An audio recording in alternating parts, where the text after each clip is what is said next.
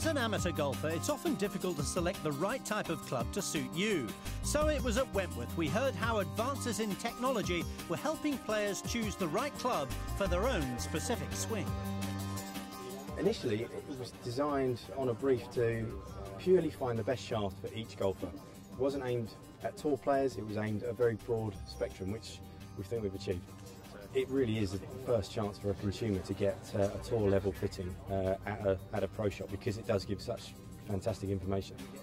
In order to measure a golfer's swing DNA, 5 swings need to be taken on a shaft optimizer to provide a number of readings. Those combined results dictate the ideal shaft.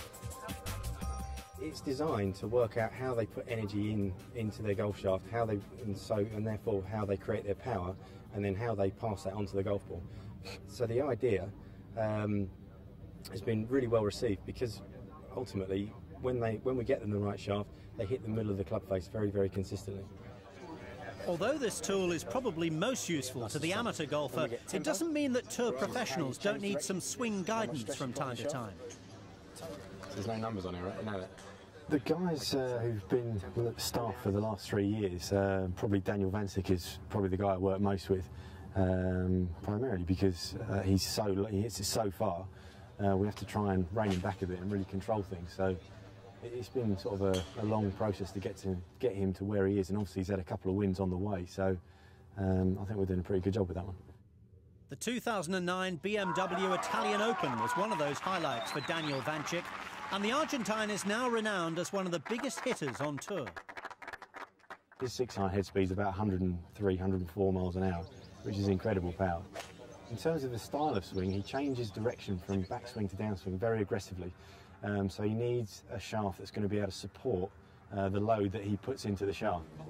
The shaft is something that's individual to each and every golfer, depending on their type of swing, as can be seen in the case of 2 other tour players, Ignacio Garrido and Luke Donald. Ignacio's quite an unusual style of swing. Probably there's always a good comparison with him and Luke Donald. Their club head speed with a 6-iron is approximately 90 to 92 miles an hour, but they create their power very differently. Luke's is a gradual acceleration into the ball, so he never really stresses the shaft that much. Ignacio, on the other hand, uses something much, much stiffer, even though he creates the same amount of head speed.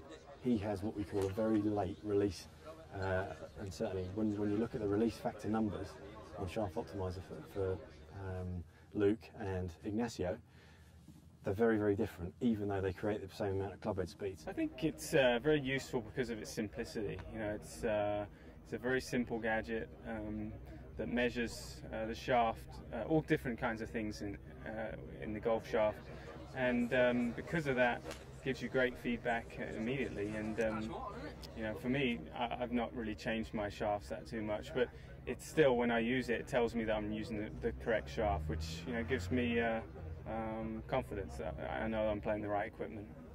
We've certainly seen that confidence in the case of fellow Englishman Chris Wood over recent weeks. The man from Bristol has surely reaped the rewards from knowing his swing DNA.